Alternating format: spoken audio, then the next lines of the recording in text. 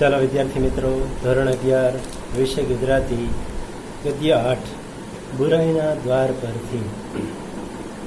જે નવલિકા છે, જેના લેખક આપણા રાષ્ટ્રીય શાયર ઝવેરચંદ મેઘાણી છે, જેમનો જન્મ 17/8/1897, જેમનું મૃત્યુ થયું 9મી માર્ચ 1947.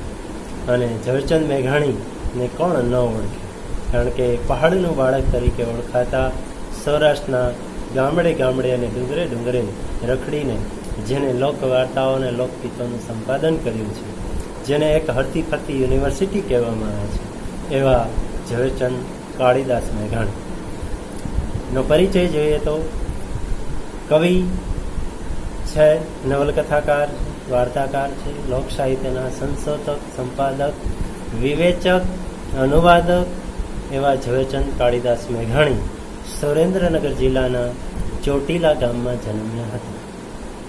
બગસરા તેમનું વતન હતું. સૌરાષ્ટ્રમાં વિવિધ સ્થળે અભ્યાસ કર્યો. 1916માં અંગ્રેજી સંસ્કૃત વિષયો સાથે જૂનાગઢની બાઉદીન કોલેજમાંથી સ્નાતક થયા. ભાવનગરની સનાતન ધર્મ હાઈસ્કૂલમાં ખંડ સમયના શિક્ષક તરીકે નોકરી કરી. થોડા સમયના ખંડ સમયના અમુક સમય પૂરતા શિક્ષક તરીકે. કલકત્તામાં એલ્યુમિનિયમના કારખાનામાં મેનેજર થયા.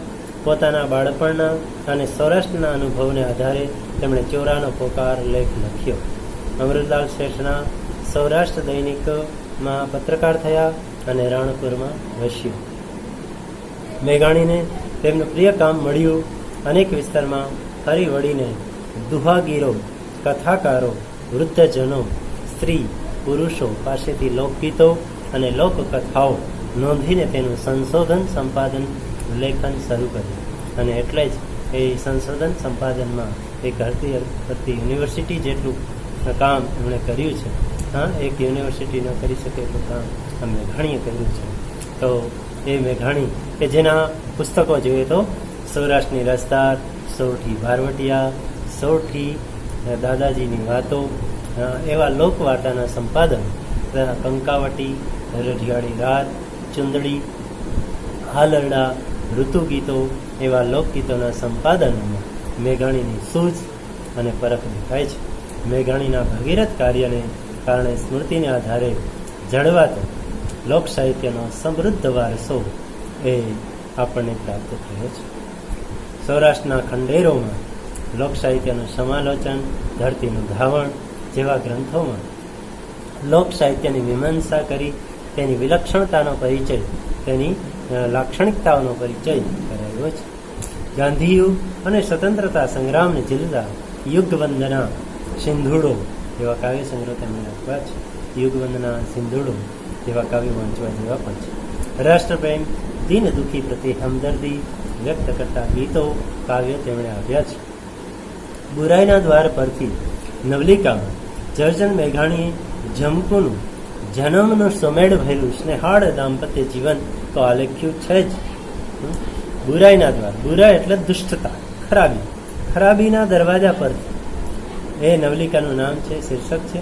અને ઝવેરચંદ મેઘાણી જમકુનું જન્મનું આ જીવન, જિંદગીભરનું જે સુમેળ ભર્યું સ્નેહાળ પ્રેમાળ દાંપત્ય જીવન છે, દાંપત્ય એટલે પતિ પત્ની નું જે જીવન છે આલેખ્યું છે જ. સાથે સાથે મહેનત મજૂરી કરનારા માણસો જીવનભર પરસેવો પાડે તો પણ તેમના જીવનમાં દારૂણ ગરીબી અને શોષણ આલેખાયેલા જ રહે. જે માણસો મહેનત મજૂરી કરતા હોય, જીવનભર પરસેવો પાડતા હોય, એના જીવનમાં દારૂણ કરુણ ગરીબી અને શોષણ જાણે લખાયેલા જ હોય છે.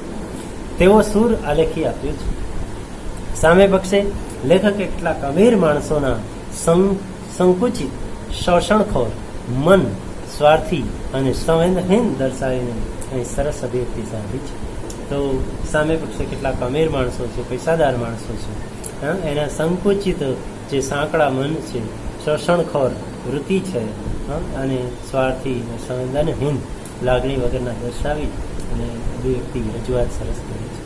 તો જોઈએ બુરાઈના દ્વાર પરથી નવલિકા, એટલે કે દુષ્ટતાના દ્વાર પરથી એક માણસ કેવી રીતે એ સજ્જન બને છે, કેટલો સ્નેહાળ છે, પ્રેમાળ છે, અને કેવું દાંપત્ય જીવન છે એ આપણને આમાં જોવા મળશે.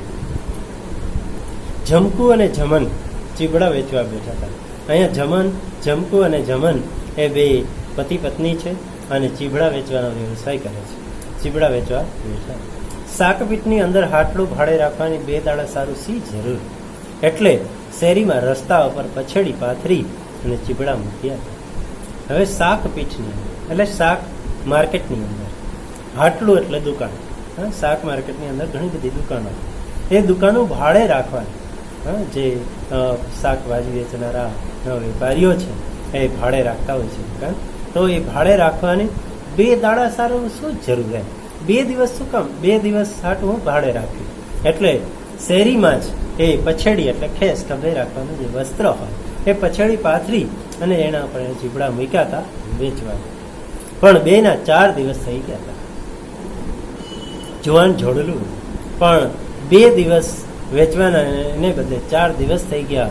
જુવાન યુગલ જોડેલું હતું, એ કપલ હતું. ચમનલાલ શેઠના બાથરૂમમાં જઈ અને એકવાર જો તેલનું મર્દન લઈને માયસરી સુપરના સાબુથી અંઘોળ કરે અને ટુવાલે શરીર લૂછે તો મજૂર અને વાણિયા વચ્ચેનો રૂપભેદ પણ પારખી શકે. મેઘાણીયા જો વર્ણન કરે છે એ યુગલ કેવું હતું કે ચમનલાલ શેઠ, પૈસાદાર ચમનલાલ શેઠ અને એનું બાથરૂમ, અને એમાં જઈ અને જોઈને એનું એકવાર તેલનું મર્દન એટલે માલિશ, શરીરે માલિશ કરીને, અને માયસોરી એટલે મૈસૂરનું સુખડ ના સાબુથી અંઘોળ એટલે સ્નાન કરે અને પછી ટુવાલથી શરીર લૂછે તો આ મજૂર જે દંપતી છે એ વાણિયા વચ્ચેનો રૂપભેદ કોણ થાય? આ મજૂર માણસ છે કે વાણિયા વેપારી છે એ વચ્ચેનો ભેદ પારખી ન શકાય, ઓળખી ન શકાય. એટલે કે એ વાણિયા વેપારી જેવા લાગે. એવા એ જમન અને જમકુના લાવણ્યતા, ઘાટીલા અને લાલ ચટકી પડતા શરીરો હતા. અને આવા હતા જમન અને જમકુના શરીર કે જે એની લાવણ્યતા એટલે સુંદરતા હતી, ઘાટીલા શ્રમ કાર્ય ખૂબ જ અને મજબૂત, અને લાલ ચટકી ઉપડતા શરીરો એટલે કાંતિમાન તેજસ્વી એવા ચટકી ઉપડતા શરીરો જેને ચીટલો ભળતા લાલ થઈ જાય એવા શરીર. સંસાર જો તપોવન હોય અને પરસેવો ટપકાવીને પેટ ગુજારો કરવો એ જ સાચો યજ્ઞ હોય તો આ 2 જણા સાચો યજ્ઞ કરી રહ્યા હતા. વિદ્યાર્થી મિત્રો, આ વાક્ય બરાબર યાદ રાખજો કે સંસાર જો તપોવન, દુનિયા જો આ તપનું વન હોય અને પરસેવો ટપકાવીને પેટ ગુજારો કરવાનો હોય અને પરસેવો પાડી મહેનત કરી અને ભરણ પોષણ કરવાનું હોય એ જ સાચો યજ્ઞ, શ્રમ કાર્ય હોય. સાચો યજ્ઞ કોને કહેવાય એની આ વ્યાખ્યા છે કે સંસારમાં તમે જો ખૂબ મહેનત કરી, શ્રમ કાર્ય કરી અને ભરણ પોષણ કરો સાચું શ્રમ કાર્ય છે, સાચો યજ્ઞ છે. તો આ 2 જણા સાચો યજ્ઞ કરી રહ્યા અને એટલે જ આ 2 જણા સાચો યજ્ઞ કરી રહ્યા હતા. 2 ઉપવાસી હતા અને 2 ઉપવાસ રહેતા. ધૂપમાં બેઠા હતા, તડકામાં બેઠા હતા, એક આસને બેઠા હતા અને એક જ આસન ઉપર 2 જણા બેઠા. ધૂળના વંટોળા કરીબના હવનના ધુમાડા સા ઉડતા હતા અને 2ના મોં ઉપર આનંદનો ઉજાસ મલકતો હતો. અને ધૂળના વંટોળા યજ્ઞ, ધૂળના જાણે વાવા વંટોળ ચડતા હોય અને યજ્ઞ એટલે હવન એટલે યજ્ઞ, તો એ યજ્ઞના ધુમાડા ઉડતા હતા.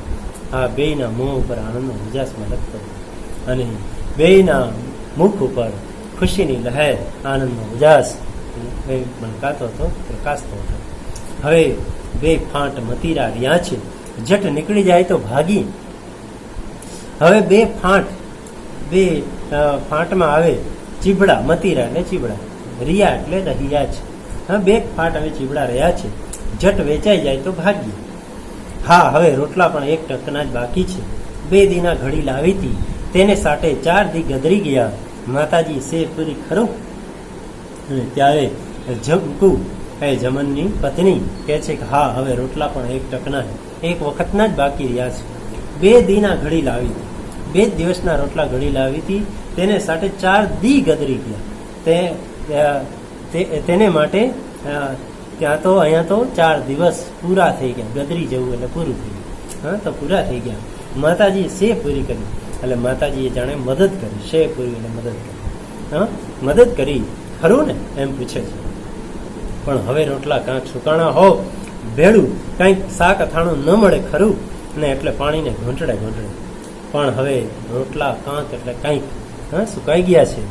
હો ભેળું એટલે સાથે કંઈક શાક અથાણું પણ ન મળે ખરું ને, એટલે પાણીને ઘૂંટડે. એટલે પેલા સુકાયેલા રોટલા પાણીના ઘૂંટડે એ પાણીના ઘૂંટડો ભરતા જાય અને ઉતારતા જાય છે. અરે તમે જુઓ તો ખરા, હોશિયાર થઈને આટલા ચીબડા કાઢી નાખો ને, એટલે સાંજે અમારા પર ભેળા થઈ જઈએ. ત્યારે પેલી જમતુ ફરી પાછી જમનને કહે છે, અરે તમે જુઓ તો ખરા, હોશિયાર થઈ જાઓ, આટલા ચીબડા કાઢી નાખો અને એટલે સાંજે આપણે અમરા પર ગામ ભેળા થઈ જઈએ. ત્યાં ચેલ્યા છે, હદરાત થઈ ગઈ હશે અને તોય મારી માં ઉના રોટલા ઘડી દેશે. ત્યારે જમકુ કહે છે, એ ભલે અડધી રાત થઈ ગઈ હોય તોય મારી માં એ ગરમા ગરમ રોટલા ઘડી દેશે અને હું લસણની ચટણી વાટી નાખીશ અને હું જઈને તરત લસણની ચટણી વાટી નાખીશ. માટે તમે હિંમત રાખીને આટલા વેચી કાઢો, મારો વાલો કરું. માટે તમે હિંમત કરી અને આટલા વેચી કાઢો, એટલા વેચી નાખો, મારો વાલો કરું એટલે મારો વહાલો કરું, તમને વહાલ કરું. કેમ નાના બાળકને પ્રોત્સાહિત કરતી હોય તેવે શબ્દે ધણીને ચાનક આપતી બાઈ પોતાના ધાવણ વિહાણા નાના બાળકને પાલવ ખેંચીને ઢાંકતી હતી. પણ પાલવ તાણવા જાય છે ત્યાં પાછી બીજી બાજુ પીઠું ગાળી થઈ જતી. નાના બાળકને પ્રોત્સાહિત કરતી હોય, નાના બાળકને જેમ પ્રોત્સાહન આપતા હોય એમ આ બાઈ, આ જમકુ જાણે એના પતિને એના ધણીને ચાનક આપતી હોય, ચેતવણી આપતી હોય એમ આ બાઈ પોતાના ધાવણ વિહોણા નાના બાળકને, જે બાળકને ધાવણ પણ પ્રાપ્ત નથી થયું, જે બાળકને દૂધ પણ પ્રાપ્ત, માનું દૂધ પણ પ્રાપ્ત નથી થયું, એવા બાળકને પાલવ ખેંચી પછેડા આપણે જે સાડીનો છેડો ખેંચી અને ઢાંકતી હતી અને પાલવ તાણવા જાય છે. એનો સાડીનો એક બાજુનો છેડો ખેંચવા જાય છે ને, તો બીજી બાજુ એની પીઠ એનો વાસો ઉઘાડો થઈ જાય છે.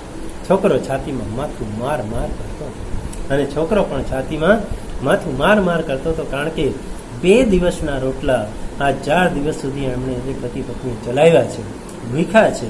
અને ભૂખ્યો માણસ હોય તો એ માની છાતીમાં ધાવણ ક્યાંથી આવે? અને છોકરો પણ એ માની છાતીમાં માથું માર કરે છે, જાણે એને પણ દૂધ પ્રાપ્ત નથી થતું.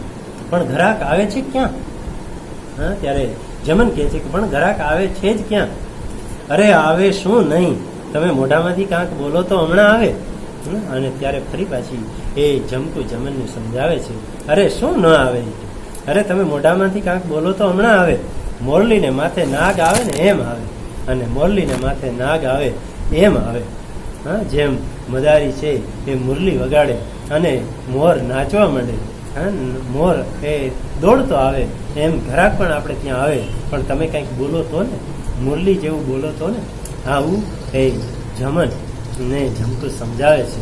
અને એ જમકુ અને જમનનું કૃષ્ણ દાંપત્ય જીવન આપણે જોઈ રહ્યા છીએ. ત્યારે 34મા પેજ સુધી ત્યાં રાખીએ, 35મા પેજને આગળ આપણે સમજશું.